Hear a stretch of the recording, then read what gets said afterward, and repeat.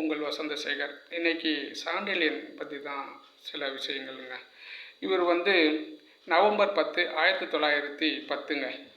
இப்போ தான் திருக்கோவிலூரில் பிறந்திருக்கிறார். இவருடைய உண்மையான பேர் பஸ்வா ஐயங்கார். இது கதையாசிரியருக்காக சாண்டில்யன் மாற்றிக்கொண்டார். இவர் கிட்டத்தட்ட 50 நூல்களை எழுதியிருக்கிறார். இதில் 42 நூல்கள் சரித்திர கதைகள் பற்றிய நூல்கள். இவருடைய கதையெல்லாம் அப்படி ஒரு இருக்குங்க. அதெல்லாம் படிச்சுக்கிட்டே இருக்கலாம்.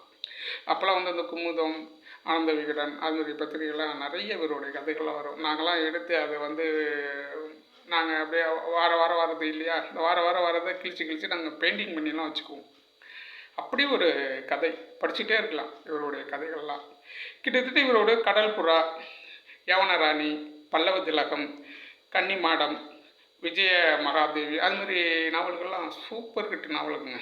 ஒரு பிரம்மாண்டமான ஒரு நாவல். அந்த நாவல்லாம் அப்படி ஒரு கதைகள் இப்போ கூட இருக்கும். நீங்களாம் எடுத்து படிக்கலாம். நூலகத்தெலாம் போனீங்கன்னா இது கிடைக்குது அந்த நாவல்.